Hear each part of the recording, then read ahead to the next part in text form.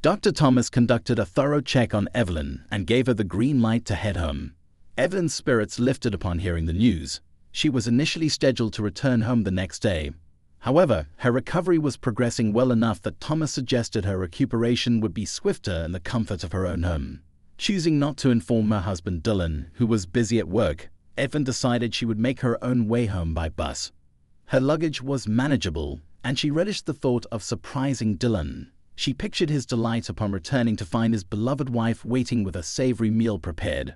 Serendipitously, he had hinted at a surprise of his own, so it seemed only fitting.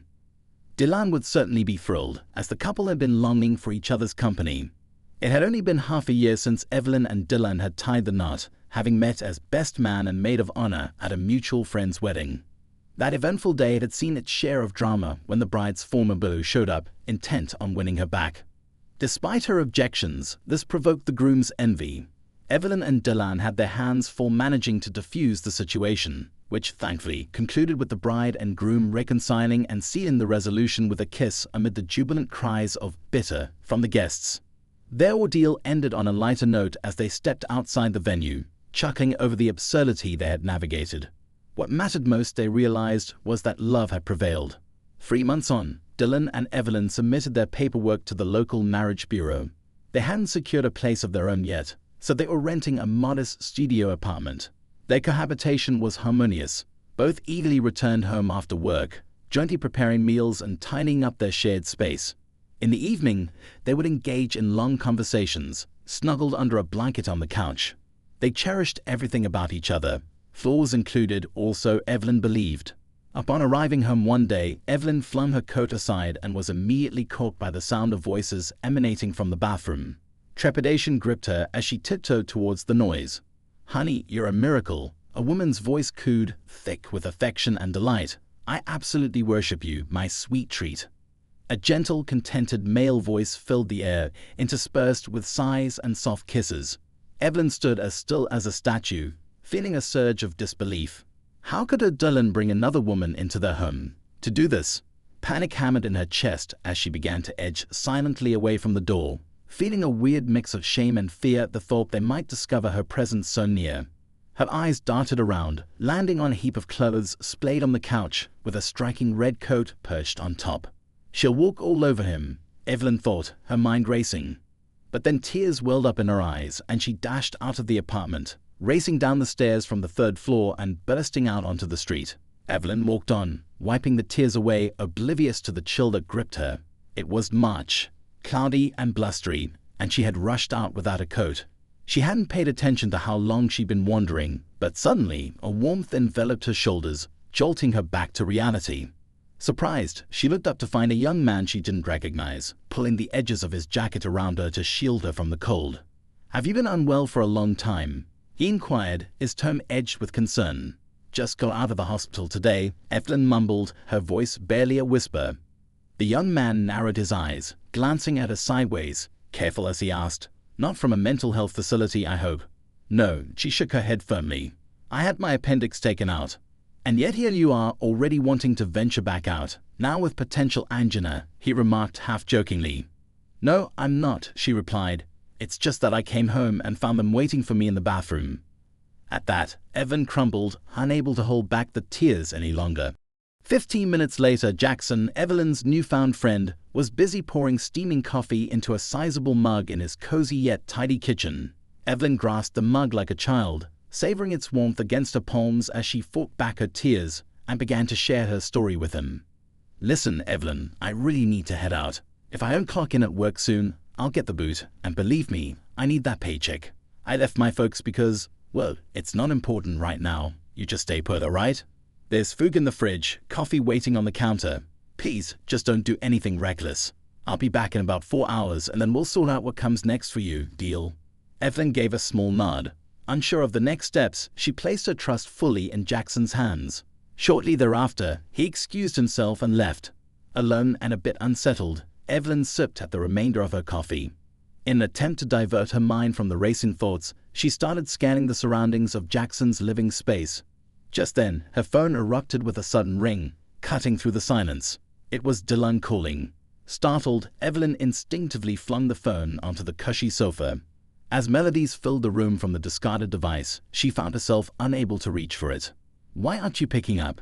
She heard Diane's voice punctuated by irritation. Her heart skipped as another voice chimed in immediately after, this one unfamiliar and close. Spinning around abruptly, Evelyn's eyes met those of a composed young woman standing in the threshold. "Who might you be?" The stranger inquired with a steady gaze. "I'm Evelyn." "And what brings you here, Evelyn?" "I'm just waiting for Jackson to come back." The young woman circled Evelyn, humming and giving a casual shrug. "Jackson's my boyfriend," she said, her tone matter-of-fact. "He's straight as an arrow, hasn't shown any signs of straying, at least not so far. Look, your outfit screams not here to impress, and there's no mistaking those tears in your eyes. Something's clearly up, so spill the beans. There's got to be a reason he dragged you over here." Evelyn sniffled, then recounted the whole ordeal to this peculiar girl whose eyes radiated kindness and empathy. "Got it, although it's all a bit foggy. What's his take on this?" The girl, who introduced herself as Ava, inquired. Evelyn mumbled that she hadn't managed to speak with him. "All right, here's the plan," Ava declared. "Seeing as you're not quite dressed for the occasion, I'll do some digging myself. Let's see if things are as bleak as you think they are." Ava hurriedly got dressed and promptly pressed the doorbell at Evelyn's apartment. The door swung open, revealing a statuesque young woman clad in a skimpy, self-made robe that barely concealed her behind. Ava let out a giggle and glanced behind her, asking, "Did you accidentally run over Dylan?" The girl's face flushed with embarrassment, and she exclaimed, "You cheeky little imp. I've had enough of you." She reached out to snatch Ava's jacket. Evaluating the imminent threat, Ava swiftly gauged the situation and darted out of the door. The girl, unfortunately, couldn't sprint that fast. Ava returned to Jackson's flat, slightly winded and virtually empty-handed. Evelyn sighed in disappointment, while Ava stood quietly, visibly embarrassed. Just then, Jackson walked in. Upon hearing the whole story from the girls, he volunteered to speak with Dylan himself. With the number Evelyn provided, Jackson dialed it into his phone, switched to speaker mode and waited for an answer. When the call connected, he spoke. "Dylan, your wife is at my place. She's seen it all and refuses to speak with you. Plus, she's without any clothes and needs something to wear. If you're a decent guy, gather her things and bring them over." There was a long pause before a voice replied from the other end. "Is this some kind of prank? Actually, my wife is hospitalized. I can't chat right now. I'm busy with movers bringing furniture into the apartment." Upon hearing about the apartment, Evelyn couldn't contain herself. "What furniture, Diane?" The voice, sounding somewhat startled, responded, "Oh, so you're actually there. What's happening, Evelyn? I'm setting up our new apartment as a surprise for you. And you're with our clothes at some guy's place." Evelyn was fortunate that Ava had come to her defense. Otherwise, it would have been a lengthy ordeal trying to clarify the situation. As it happened, while Evelyn was hospitalized, Dylan had discovered a rather pricey apartment available for rent, with an option to purchase later on. He had intended to surprise his wife, and even went as far as purchasing some furniture. However, it turned out that the same apartment had already been rented by another couple, Emma and Dylan, who incidentally were wonderful people.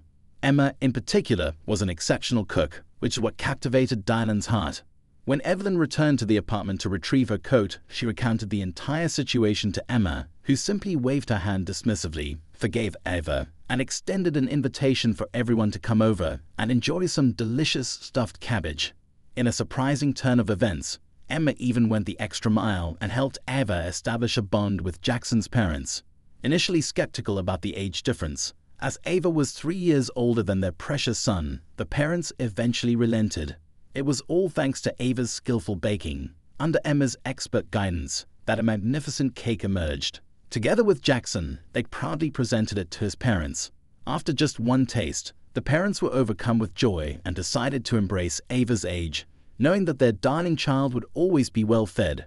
And so, through the absurdity of a simple mishap, 3 wonderful couples were unexpectedly brought together, forever united by the bonds of true friendship.